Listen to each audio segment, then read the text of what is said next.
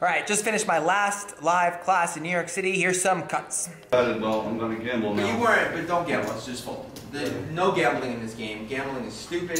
It is literally on the fucking door. It says we never gamble.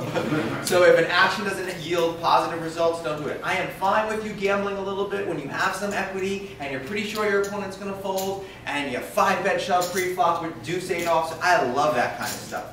Those are the moments you gamble. So we gamble when you have full gamble equity. when at least you have some full equity. Yeah, like if you're gonna don't gamble call. and it's not gambling. You're making a logical assumption that they're calling with a subset of hands, right, that they're folding a larger subset of hands, and then worst comes to worst, even if they call with a portion of those hands, you still have some equity. That's not gambling. That's like an appropriate method to assessing it. The second thing is that we have multiple ways for adjusting in this game. Not just loosen up, not just tighten up. We've got to be creative, we've got to be able to understand what is the most effective way to get money out of this player, what is the most effective way to get this player to fold, and that requires some thinking and some work on your behalf. Like I said, I started off in this office, what was this, 8 years ago, teaching a course called Profitable No Limit Hold'em. I taught people to play tight ABC poker, I taught them to call, only call in position, fold or raise style, ABC straightforward, and it worked. But the game has changed, and it's not really the strategy of poker that I'm recommending that most players get to anymore. Especially, I mean, it was still a work. You can play with bad players, but your hourly rate won't be great. And you're leaving money at the table by not opening up, by not thinking at a higher level, and by not understanding this stuff. It's also just a more boring way of playing. What else? Second is a couple things. So get rid of putting your chip on your cards. Never do that again. It's never not been a tell in every player that we've looked at. It's not the fact that you put a chip on your card that's a tell. That's not the thing.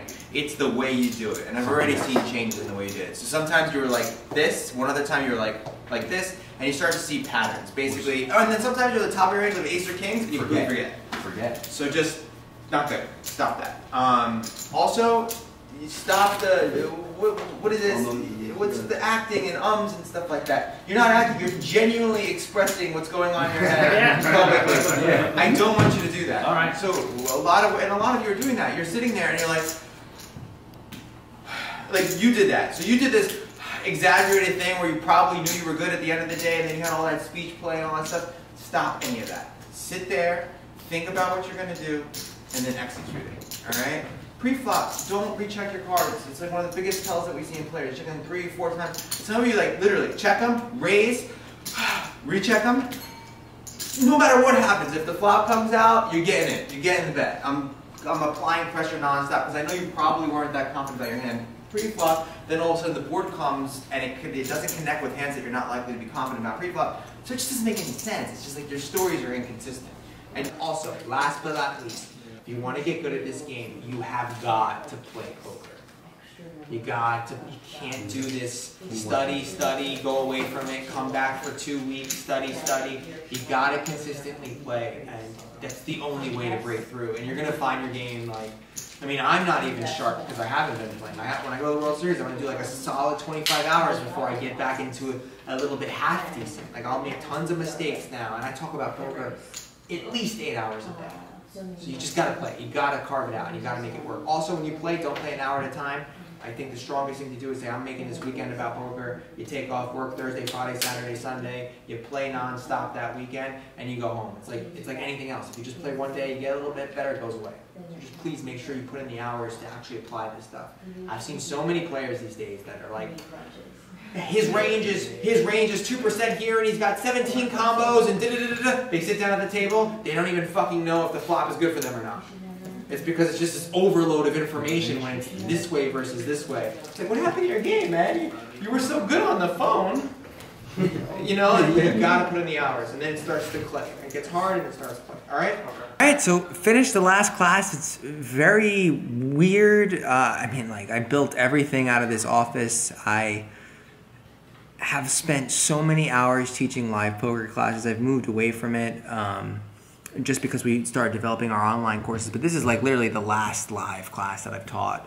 It was great. We used Beyond Tells tables, and we were using RFID technology and everything. It was great. And I miss sometimes teaching live, but I think we can just be way more effective with helping players, and online courses have been way more effective than live courses because it's over the course of several months as opposed to just getting information shoved in one ear and out the other ear. And I really only believe that like live experiences are good for a player at a specific part of their game. So it's bittersweet. I've met so many incredible people teaching live courses. I've developed as a player, as a business owner, as a coach from live courses, but it's time to move on, and it's going to be weird. It's going to definitely be weird. But look for School of Cards everywhere and Beyond Tells everywhere very soon. I got a lot of stuff coming for you. A lot of perks for the YouTube channel, and you'll see what my life is like really up and close because I'm going to be doing vlogs, showing what my day's like, showing what the World Series is like, and still keeping up this everyday video challenge. So hope you enjoyed those tips. Let me know if you have any questions below. That's about it.